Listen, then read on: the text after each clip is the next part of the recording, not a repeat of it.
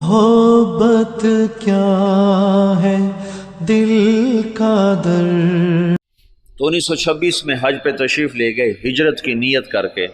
کہ میں اب واپس نہیں آؤں گا، وہیں رہوں گا۔ 1925 میں گئے تو 1926 میں واپس آئے۔ یہ نیت کر لی تھی کہ اب میں واپس نہیں آؤں گا، ادھر ہی رہوں گا۔ جب یہ مکہ پہنچے تو ان کو خواب میں اللہ کے رسول کی زیارت ہوئی، تو انہوں نے پوچھا یا رسول اللہ، میں امت کی بہتری کے لیے کیا کروں،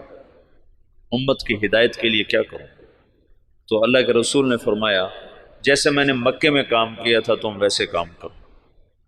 انہوں نے آگے عرض کی مجھے تو پتہ نہیں مکے میں آپ نے کیسے کام کیا تھا، تو اللہ کے نبی نے فرمایا مکی صورتوں میں غور کرو، اللہ تمہیں سکھائے گا۔ یہ مکہ میں دیکھا۔ پھر مدینہ پہنچے تو وہاں پھر اللہ کے رسول کی ضرورت، تو آپ نے ارشاد فرمایا اللہ تم سے کام لے گا، تم واپس جاؤ، واپس اور میرے پاس آؤ۔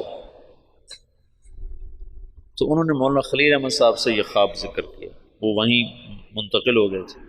انہوں نے حضرت مدنی رحمت اللہ علیہ کو مدنی کیوں کہتے ہیں، حسین احمد مدنی، یہ اپنے والد، ان کے والد اپنے پورے خاندان سمیت مدینہ ہجرت کر گئے تھے، پھر ان کا سارا خاندان مدینے میں آباد رہا، یہ بھی مدینہ میں رہے، پھر ہندوستان کے حالات کو دیکھ کر دوبارہ واپس آ گئے تھے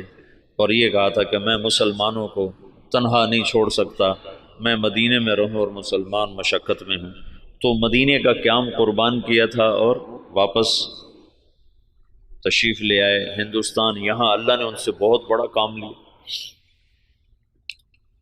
تو اس لیے ان کو مدنی کہتے ہیں۔ تو ان کے بھائی تھے سید احمد، وہ وہاں پہلے انہوں نے اتنا فقر دیکھا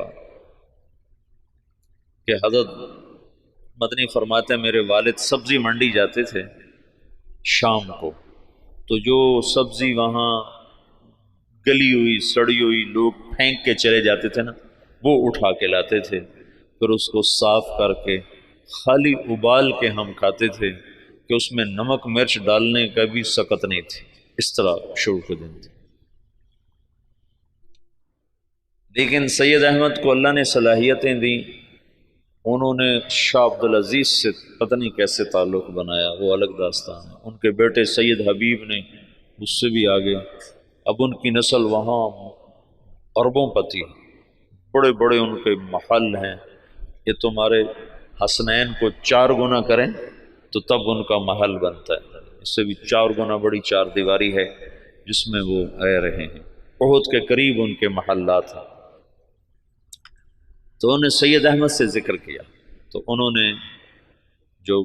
مسجد نبوی کے اس وقت منتظم تھے ناظم اعلیٰ، ان سے ذکر کیا، تو انہوں نے عشاء کے بعد جب مسجد بند کر دی تو مولانا الیاس صاحب کو بلا کر جالی کا دروازہ کھول کے اندر بھیج دی، تو اندر جالی اور روزے کے درمیان کوئی چاروں طرف دیوار ہے،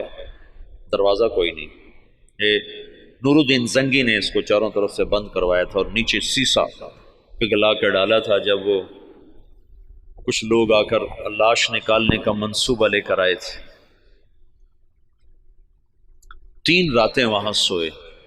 3 راتوں میں سارے کام کی یہ تو خود تو عقل سے تو آ نہیں سکتا، سارے کام کو سکھایا گیا، بتایا گیا، اور پھر یہ کہا گیا ہندوستان جاؤ اور جا کر عوام الناس میں کام کرو، علماء میں نہیں، ورنہ وہ مخالفت کریں گے، مخالفت کریں۔ تو پھر یہ وہاں سے واپس تشریف لائے، 1926 میں پہنچے ہیں، اور پہلے علماء کو جمع کیا اور ان کے سامنے یہ بات رکھی کہ میں یوں کام کرنا چاہتا ہوں، تو کسی ایک نے بھی موافقت نہیں کی سوائے مولانا مدنی صاحب اور مفتی کفایت اللہ صاحب رحمۃ اللہ علیہ۔ ان 2 حضرات نے بات کو لیا اور سمجھا اور کہا کہ ہاں یہ تو دعوت والا کام ہے، لیکن یہ کرے گا کون؟ کہ یہ تو اللہ کرے گا، میرے ذمہ جہد ہے۔ پھر وہ بندہ فنا فی تبلیغ ہو گیا اور